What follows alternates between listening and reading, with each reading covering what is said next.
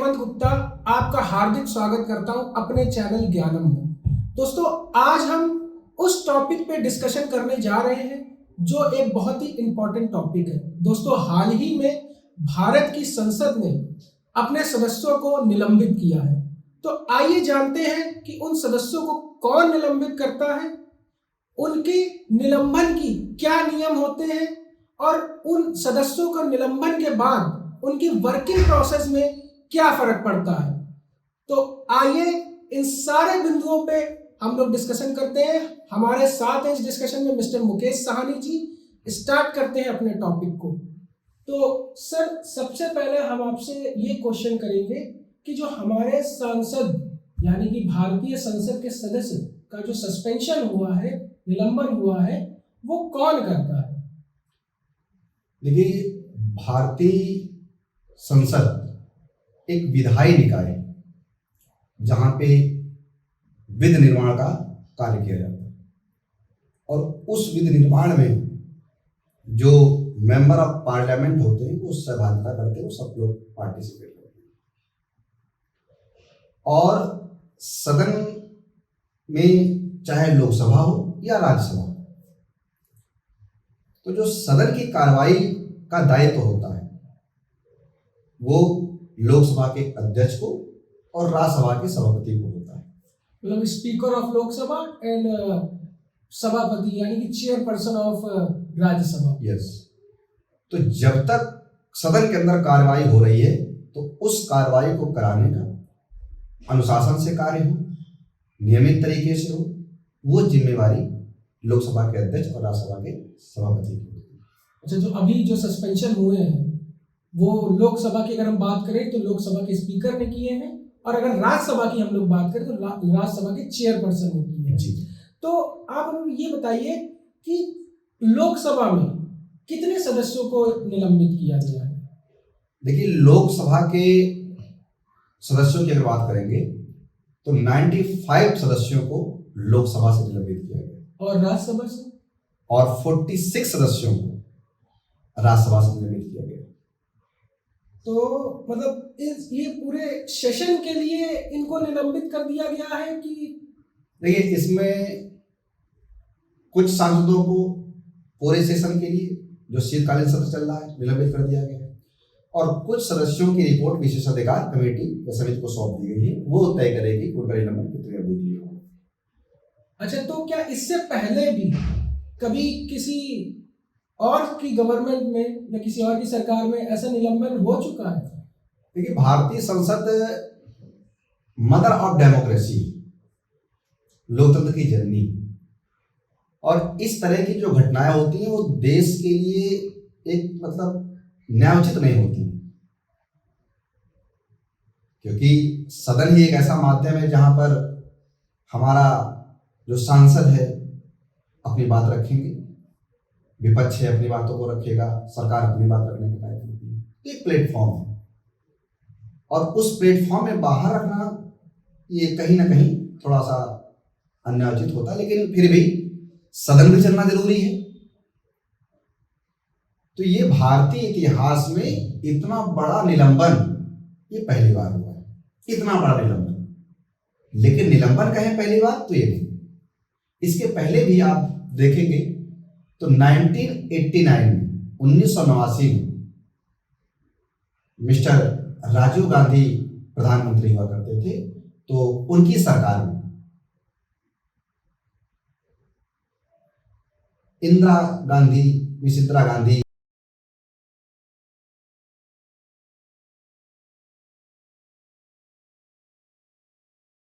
की रिपोर्ट को सदन के अंदर रखा गया और उसमें सरकार ने 63 सांसदों को निलंबित कर दिया 1989 की घटना। लेकिन ये 141 के लगभग सांसदों का निलंबन बहुत बड़ी संख्या है, बहुत बड़ी संख्या है। तो ये इतिहास में बहुत बड़ी जो निलंबन रही है ये आज के लिए, लेकिन इसके पहले 1989 में घटना घट चुकी है। 1989 में जब मिस्टर राजीव गांधी की गवर्नमेंट थी तो 63 मेंबर्स सस्पेंड। इस समय 141 अप्रॉक्स सदस्यों का निलंबन हुआ। अच्छा, अब हम लोग डिस्कस करेंगे कि इनके निलंबन के जो नियम होते हैं, जो रूल्स होते हैं वो कैसे क्या होते हैं।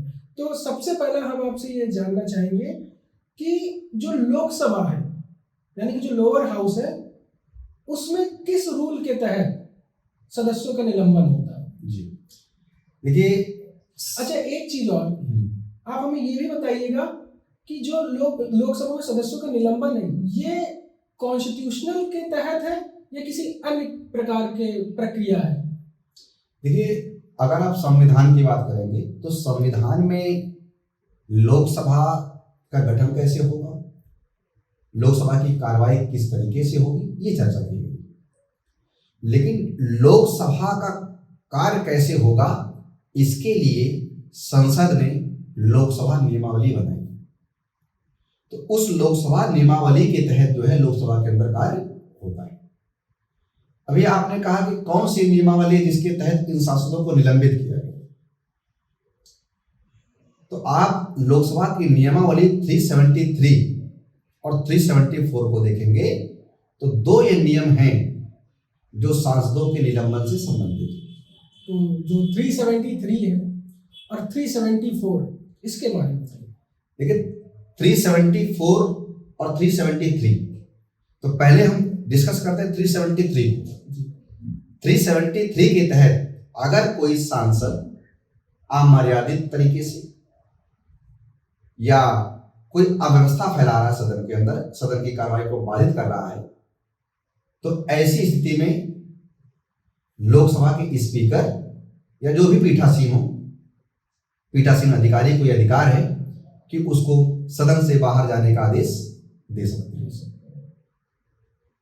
अब वो अगर सदन के बाहर नहीं जा रहे हैं, अड़े हुए हैं, तो ऐसी स्थिति में पीठासीन अधिकारी नियमावली 374 का प्रयोग करते हैं और नियमावली 374 के तहत वो इंडिकेट करते हैं, एक नाम बताते हैं किस किस सदस्य को सदन के बाहर जाना चाहिए। अच्छा, तो ये जो आपने दो कार्यवाही बताई 373 और 374, इसके अलावा भी लोकसभा में कभी कुछ चेंजमेंट हुआ है रूल्स में उनके? हाँ, देखिए इसमें क्या है कि 374 जब आदेश जारी करेंगे इस पीठासीन अधिकारी, उसके बाद एक प्रस्ताव पारित करना पड़ता है। उस प्रस्ताव पारित करने के बाद जो सदस्य होते हैं वो शेष अवधि के लिए या जो भी दिन बच्चों उतने न्यूनतम सदस्य दिन के लिए निलंबित किए जाते हैं। हाँ, अब देखिए इसमें भी लोकसभा के अध्यक्ष या पीठासीन अधिकारी के पास शक्ति रहे, इसके लिए वर्ष 2001 पहली बार अमेंडमेंट किया गया और नियमावली 374A जोड़ी गई, जिसके तहत यह प्रावधान किया गया कि बिना प्रस्ताव के इस पीठासीन अधिकारी को यह अधिकार है कि उनको सदन से बाहर कर सकते। मतलब 2001 में 374A को जोड़ा गया जी।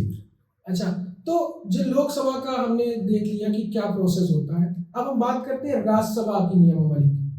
तो जो राज्यसभा की नियमावली होती है वो किस नियम के तहत अपने सदस्यों का निलंबन करती है? देखिए, बिल्कुल यही प्रोसीजर राज्यसभा के अंतर्गत भी है, लेकिन राज्यसभा की कार्रवाई की अपनी नियमावली। तो राज्यसभा की नियमावली में दो नियम 255 और 256। नियम 255 में बताया गया है किस आधार पर उन्हें बाहर या उनको निलंबित किया जाएगा, और 256 में इंडिकेट किया जाएगा, नाम लिया जाएगा सभापति के माध्यम से या पीठासीन अधिकारी के माध्यम से कि किन किन सदस्यों को सदन के बाहर जाने हैं। मतलब इसमें अगर राज्यसभा की हम बात करें तो राज्यसभा में 255 और 256 के तहत निलंबन जी, और लोकसभा में 373 और 374 के तहत निलंबन है। अच्छा, लोकसभा और राज्यसभा के बीच में कोई बेसिक डिफरेंस है इनकी नियमावली में? हाँ, बेसिक डिफरेंस देखिए ये है। अच्छा, एक बात हम आपको और बता दें, ये हम लोकसभा और राज्यसभा की नियमावली की चर्चा कर रहे हैं। यहाँ पे 373 या 374 या 255, 266 इसको एज आ आर्टिकल मत ले। हाँ, आर्टिकल ये संविधान के आर्टिकल नहीं है, ये उस सदन के अंदर कैसे काम होगा उसकी अपनी अलग नियमावली है। तो आप एज आ आर्टिकल ना देकर के इसको एज रूल देखें। ये रूल है लोकसभा और राज्यसभा का। मतलब जो कॉन्स्टिट्यूशनल में आर्टिकल्स हाँ। दिए गए हैं वो आर्टिकल्स अलग हैं, हाँ, और जो लोकसभा की नियमावली है उसमें अलग अलग प्रावधान है। प्रावधान है। अब आपने कहा कि बेसिक डिफरेंस क्या है लोकसभा और राज्यसभा में की नियमावली। हाँ, अभी आपने देखा भी, हमने आपको बताया कि आप में नियमावली 374A जोड़ी गई, जिसमें बताया गया कि बिना प्रस्ताव पारित के भी स्पीकर या पीठासीन अधिकारी उसको सदन के बाहर कर सकते हैं। लेकिन यहाँ पे राज्यसभा कोई अधिकार नहीं है, यानी जब तक यहाँ प्रस्ताव पारित नहीं हो जाता है तब तक पीठासीन अधिकारी सदस्यों को सदन के बाहर नहीं कर सकते। अच्छा, अब हमें आप ये बताइए कि जो सुप्रीम कोर्ट है या कोई भी कोर्ट, इसमें जो वर्किंग प्रोसेस होता है, नियमावली होती है पार्लियामेंट की, उसमें इंटरफेरेंस कर सकता है कि नहीं कर सकता, या उसके डिसीजन को कोर्ट में चैलेंज किया जा सकता है कि नहीं किया जा सकता है? देखिए, अपने यहाँ पर विधायिका विधि निर्माण करती है, और विधि निर्माण का कार्य कहाँ पे होता है? संसद में होता है। तो संविधान के आर्टिकल 122 में स्पष्ट कर दिया गया है कि सदन की कार्यवाही में न्यायपालिका का किसी प्रकार का हस्तक्षेप नहीं होगा। यानी जब तक कोई कार्य सदन के अंदर हो रहा है तब तक न्यायपालिका उसमें किसी प्रकार का हस्तक्षेप नहीं कर सकती है। जब तक सदन के अंदर कार्य हो रहा है उस समय लोकसभा के स्पीकर या जो पीठासीन अधिकारी होंगे या राज्यसभा के जो चेयरमैन होंगे या पीठासीन अधिकारी होंगे, वो जो तय करेंगे या उस जिस तरीके से कार्रवाई को करेंगे वो संचालित होगी। न्यायपालिका का किसी प्रकार का कोई हस्तक्षेप नहीं। अच्छा, तो मतलब इसलिए कभी ऐसा हो चुका है कि इंटरफेरेंस किया हो? मतलब इंटरनली कहने का मतलब ये है कि जब तक लॉ बन रहा है जी, तब तक कोई भी इंटरफेरेंस कोई नहीं कर सकता, क्योंकि एक ऑटोनोमस बॉडी है जी। लॉ बन गया, उसके बाद अगर कोई प्रोसेस बाहर जाता है तो उसमें इंटरफेरेंस कर सकता है। बिल्कुल। देखिए, आर्टिकल 122 में क्या कहा गया कि हम सदन की कार्रवाई के को हस्तक्षेप नहीं करेंगे, लेकिन सदन की कार्रवाई से जैसे बाहर आएगा तो उसमें न्यायपालिका हस्तक्षेप कर सकती है, क्योंकि संविधान के रक्षा का दायित्व न्यायपालिका को भी। तो न्यायपालिका उसको रिव्यू करती है कि कार्य कॉन्स्टिट्यूशनल सिस्टम से हो रहा है कि नहीं हो रहा है। या मान लीजिए कोई अपील करे सुप्रीम कोर्ट में या हाई कोर्ट में, तो ऐसी स्थिति में सुप्रीम कोर्ट या हाई कोर्ट उसमें दखल कर सकता है। उसमें माननीय सर्वोच्च न्यायालय या माननीय उच्च न्यायालय यानी हाई कोर्ट उसमें कार्रवाई कर सकते हैं। एक मामला देखने को मिला महाराष्ट्र में, वहां पे लगभग 12 सांसदों को बीजेपी के 1 वर्ष के लिए निलंबित कर दिया गया। अब प्रोसीजर ये कि शेष कार्यकाल के लिए निलंबित होता है, 1 वर्ष के लिए नहीं होता है। शेष कार्यकाल जो बचा है उसके लिए, तो उसमें माननीय न्यायालय ने अपना फैसला सुनाया कि शेष कार्यकाल के लिए आप निलंबित करिए, 1 वर्ष का कोई प्रोसीजर नहीं है। तो सदन के बाहर अगर कोई कार्रवाई है या सदन के बाहर आ गया है तो उस पर न्यायपालिका तो उन्होंने फिर फॉलो अप किया। हाँ, जरूर करना पड़ेगा न्यायपालिका को, तो आप मानेंगे। अच्छा, इसको देख करके एक बात और समझ में आती है कि कोई भी हो, चाहे सांसद हो चाहे विधायक हो चाहे कोई भी हो, सब रूल ऑफ लॉ के अंडर आते हैं।